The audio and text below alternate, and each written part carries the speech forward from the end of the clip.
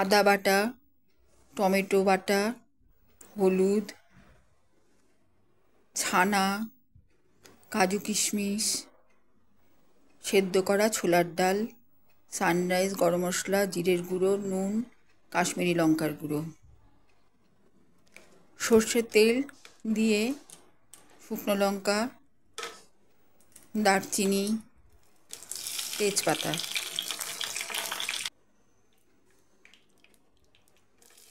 এই ফোড়নের মধ্যে কাজু কিশমিশ দিয়ে দিলাম।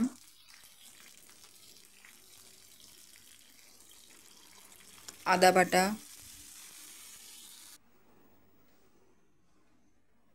টমেটো বাটা,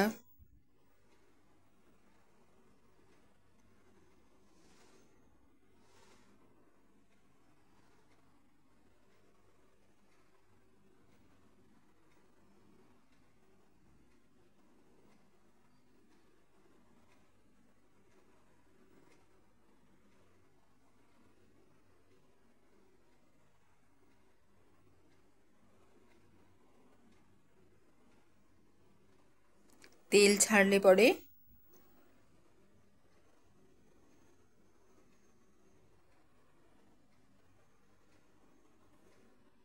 লবণ, জিরের গুঁড়ো, গরম মশলার গুঁড়ো দিয়ে দিলাম। এই তেলের সাথেই হালকাভাবে নেড়ে নিচ্ছি। হলুদ গুঁড়ো,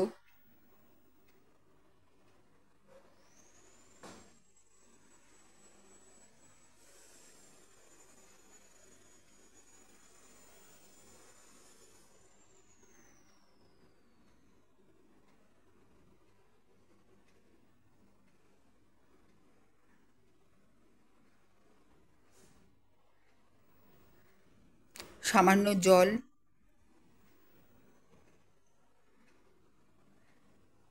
ভালো করে কষিয়ে নিচ্ছি জলের সাথে মশলাটা। একটু ঘন ঘন হয়ে এলে কাশ্মীরি লঙ্কার গুঁড়ো দিয়ে দিচ্ছি।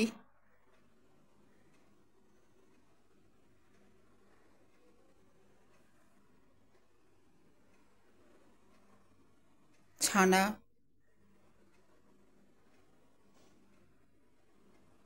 এইভাবে মশলার সাথে হালকা ছানাটা নাড়াচাড়া করে আমি মশলা শুদ্ধ কিছুটা ছানা তুলে রাখবো।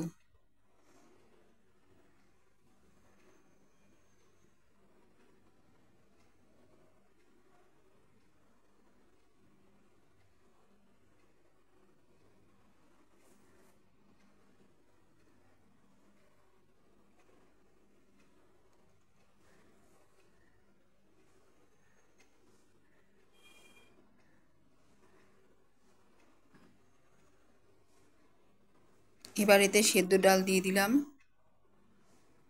ছোলার ডাল প্রেসার কুকারে সেদ্ধ করে নিয়ে দিয়ে দিলাম।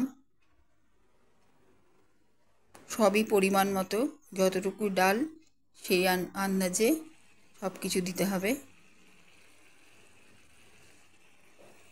এবার ভালো করে মশলার সঙ্গে ডালটাকে ফুটলে একটু চিনি দিয়ে সম্পূর্ণ ডালটা কষিয়ে নেব মশলার সাথে, শুকনো শুকনো করে কষিয়ে নেব। এভাবে হাতার উল্টো দিক দিয়ে একটু ম্যাশ করে নিচ্ছি যাতে একটু কিছুটা ডাল গলে যায়। এইরকমভাবে কিছু ঘনত্ব একটা চলে আসবে এইভাবে ম্যাশ করে নেওয়াতে।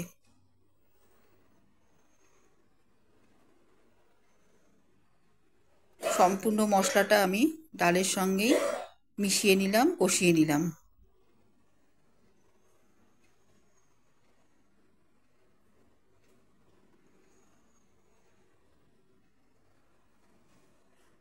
এবার তেল ছেড়ে দিয়েছে ডাল মশলা থেকে।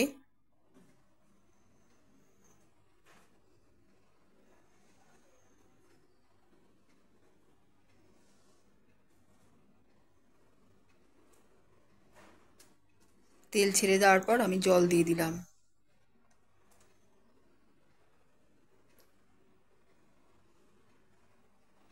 ডাল মশলা জলে ভালোভাবে ফুটতে থাকলে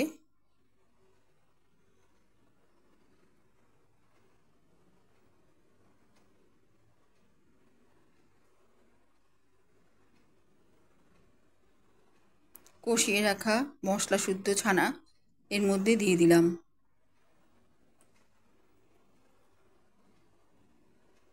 এইভাবে আলতো করে ডালটার সাথে ছানা মশলা শুদ্ধ নেড়ে নিচ্ছি, যাতে একটু একটু থাকে দানা দানা ছানাটা।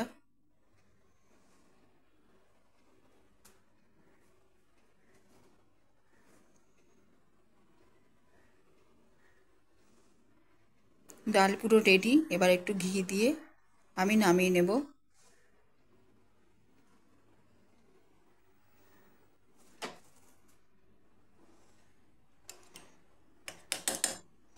এটা লুচি পরোটার সাথে দুর্দান্ত লাগে। এছাড়া পুজোর ভোগেও এই ডাল দেয়া যেতে পারে।